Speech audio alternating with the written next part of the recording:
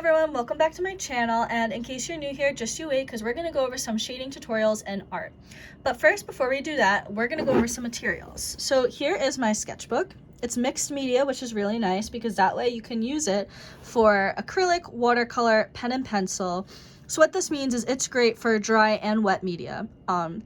However, just to show you some examples, because it's mixed media and it could be dealt with anything, and it's multi-technique, not everything's perfect. So I would genuinely suggest this best for color pencil, because if you see, here's an unfinished drawing. You could see the page is a little warped after my first wash of watercolor here. However, it does take up that colored pencil very well. And another material we're going to use is some micron pencils. These are my suggestion. These are what I love the best and what I use most often. So we have different sizes here for you guys to note. 005, 01, 02, 03, 05, 08. And you can also get these in other different sizes, different colors, things in that nature. So yeah, let's begin. And just another note with this mixed media paper, these micron pens work really well because it is used for dry media. However, to figure out, in case you're not sure what the sketchbook is, if it doesn't say mixed media, you can always feel the tooth of the paper. So what does that mean, the tooth of the paper? It just shows you the thickness of the paper. So if you're going to want to do something that's going to require something that's really wet, such as watercolor, I suggest you pick a thicker tooth. There's also different things such as hot and cold press paper, which can make a difference. Where cold press has little bumps on the paper, you can think of it as cold, you get goosebumps. And hot, it's very smooth. Where you see this piece of paper, try and see that texture, right? So that's just a little difference too. Okay, so shading techniques. So we're going to go over a couple of different methods: hatch, cross-hatching, stippling, smudging, and then we have the tonal way, and scumble. Fun little word, a little scumbling. Okay, so what you're going to want to note first when you are shading is you're going to want to try and figure out where the light is. So that's why I have this little doodle of a little sun. Sun's going to come this way in the drawings. So as you see in each part, it gets a little lighter towards this side because the sun is shining from this way in. That's why you have the shadow cast in all these different parts. Oops, sorry, I forgot with the smudging. Okay, so I'm going to show you a little tutorial. So let me get out my markers. We're going to go with the 3. I like the 3. Did I pick out the 3? This is the 5. However, I like it because the 3 and 5 are both kind of the medium sizes for these markers. So for the hatch, what's really important is you're going to try and keep the lines together. So I'm going to make this little box. You're going to see me start and try and keep the lines together as close as possible. The closer the lines, the darker the shading is going to be.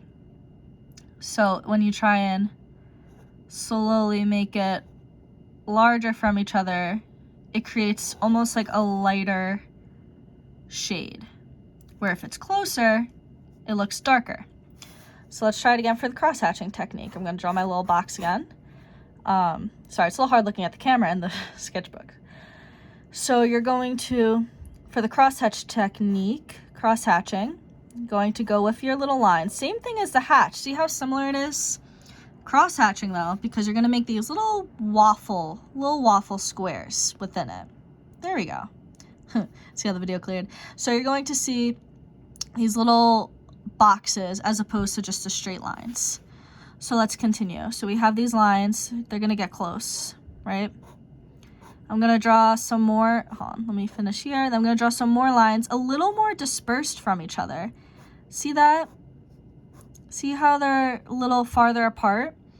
And now I'm going to go over these. Now again, the closer the line, the darker it looks. Now I'm going to disperse it a little bit.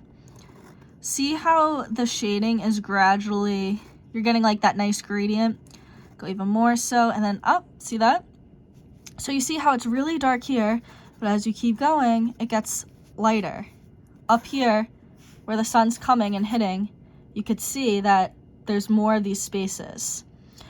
So that's kind of the trick with shading, is where you're going to want to keep it really close together if you want it to be dark, and gradually get lighter as you go farther away from it. Now here's the stippling technique. This requires a lot of patience with all these dots, right? So you're gonna take your box, and same thing. You go really close together.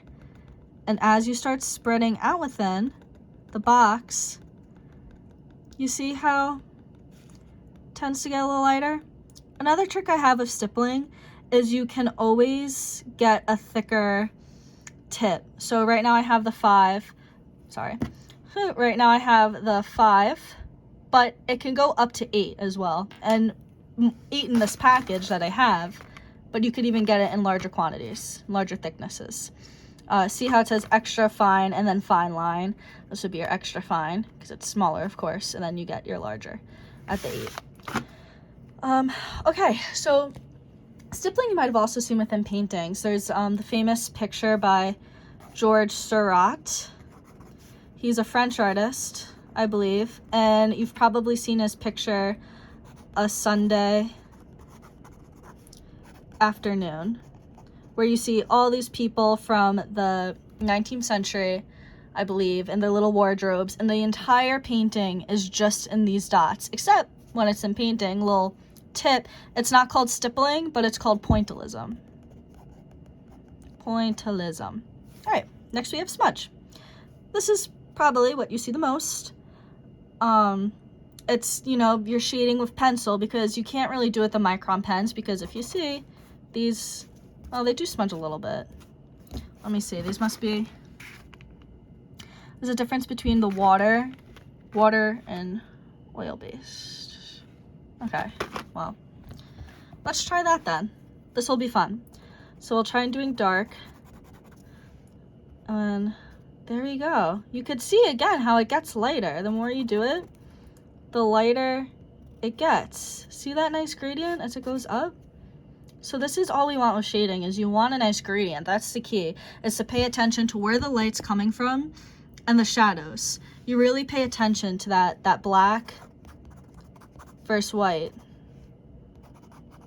of the, you know, where the light is coming from and the dark. And that's what you want to keep in mind with this stuff. Okay, now we have tonal. Tonal is fun, so let's get our little box. Tonal, you're gonna want to kind of just do a bunch of little lines. Let's disperse these. Go back, always go back and forth too, kind of see what's lacking. All right, so you see dark going to light as you move forward, because remember, sun's in the same spot as our last example. So you have our little sun. All right, and scumble. Scumbling is super fun. Get our little box, and you start down here, and it's just little circles. As you go up, you gradually disperse them a little more until it's not a lot, and you get the light. See, all that sunlight coming down, and then, you know, you have your shadows in the dark. All right, so thank you guys. Thank you for visiting my channel again. And if you have any questions, leave a comment in the caption box. Thank you.